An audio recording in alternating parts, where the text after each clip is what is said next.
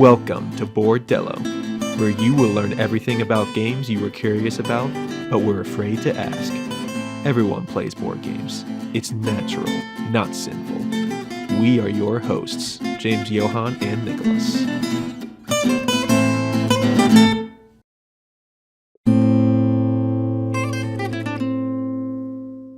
It's been weeks, yet I still can't cope with my brother being gone.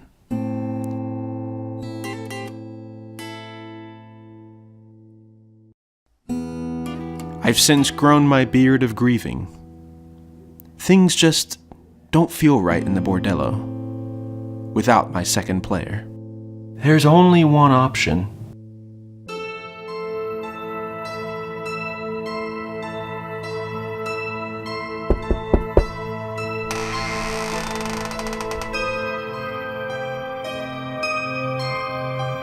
Hello. Did you just walk to my door by yourself? At dusk? This is a bad neighborhood. Why? People here play bad board games.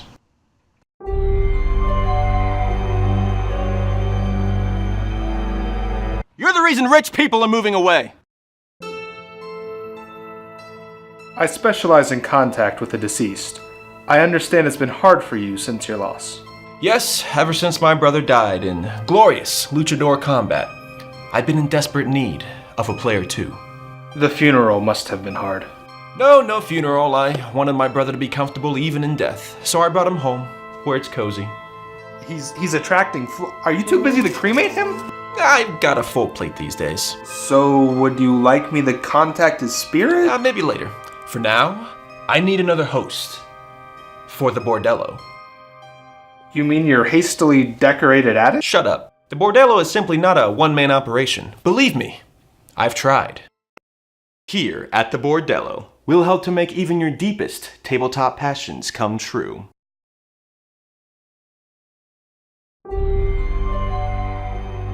No matter how kinky, like the handcuffs James keeps in his dresser.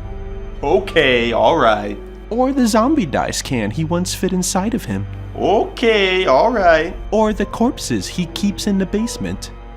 What? You're also bad at feeding your gimp. Go to your room! You better not have taken a shower.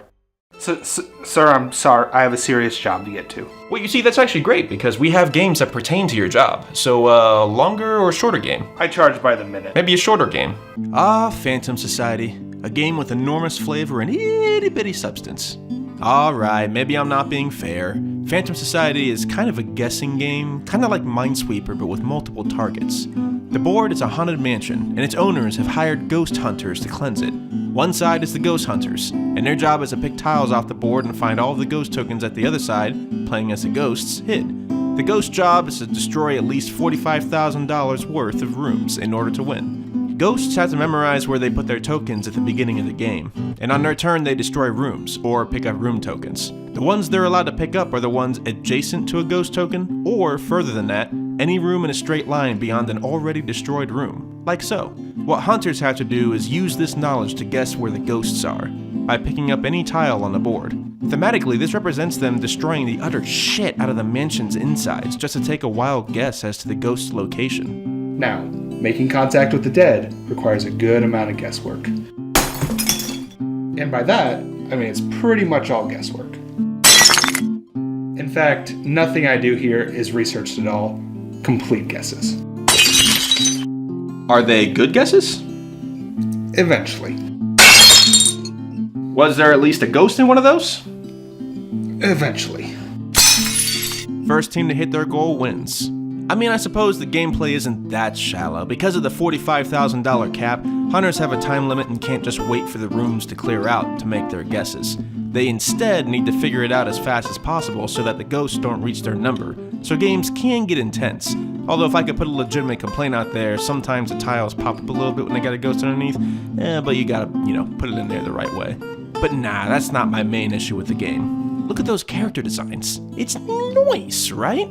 It's like a steampunk superhero team mixed with the Ghostbusters, all in a style that looks like Pixar went 2D. I would go as far as to say that they're a huge reason I picked up this game without even playing it first.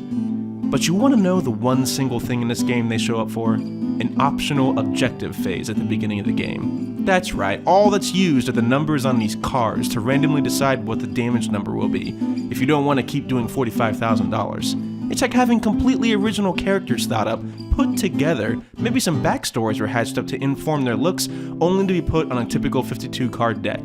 What's it got to do with anything? What a waste! Again, it's not a huge crime. Game companies pay artists to put their A game into any kind of products, regardless of what it's used for. This happens all the time, even with shallower games.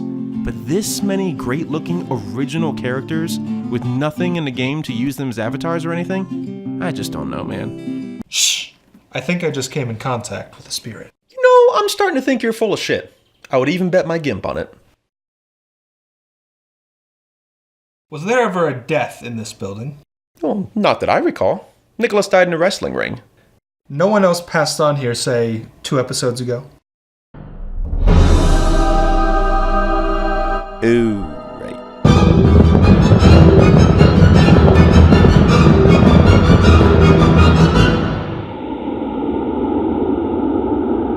Holy crap, a goat! Are we safe? What do we do? First, determine the cause of death. Was it a car accident? No. So he shot himself? No. Mauled by a raccoon? He's holding a beer bottle. He overdosed while playing board games. Right, and you hate board games, right? Stop it!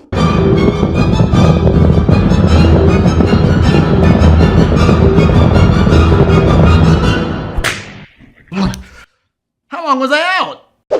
He's alive? Well, wait a minute. Where'd the ghost go? We'll have to search the house that finds him and put his soul to rest. Okay, great. We'll do that. And, Nick, I'm actually glad you're here. Could you review this board game relevant to our situation? I'm sure after you've had your nap, you'll have plenty of energy. So, let's get cracking. I don't think I can even walk. Okay, bye. Graveyards, Ghosts, and Haunted Houses involves placing tiles featuring 4 ghosts orthogonally and trying to line up your player colors so that your largest section of one color has a higher score than your opponent's. Some tiles have symbols in addition to colored ghosts that indicate one of 4 abilities, one of which allows you to place one of 3 different tokens which have distinct effects such as adding or subtracting points. The game is a fun game for groups or newer gamers as it provides strategic decisions but turns are not complex, as all you do is either place a tile or move your haunted house. While there is some interaction, games can get cutthroat in larger groups, and players can be easily hated out. Ultimately, I recommend.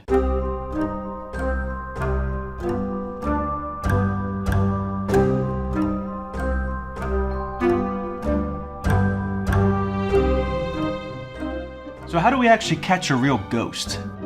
This ghost is powerful. Fortunately, if it happens to be Halloween, the barrier between worlds will weaken and we can attack it.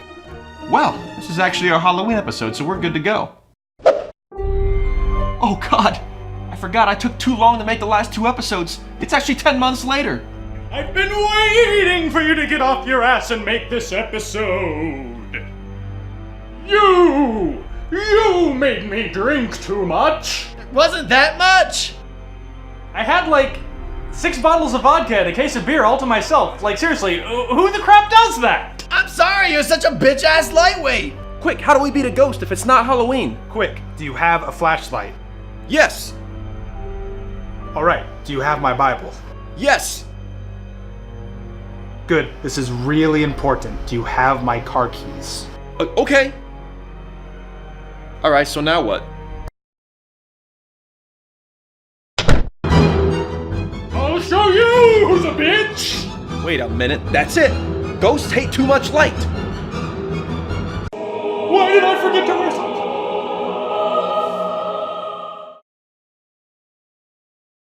I'm back! Thank you! Have you ever had a 10-month hangover? You're welcome. You will be billed for your time.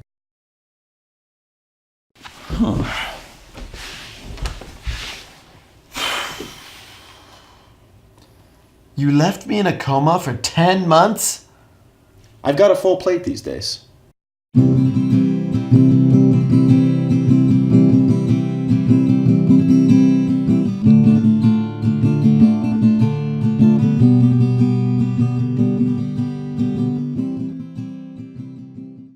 Go ahead and roll your... Oh, and the kitty's in the shadow.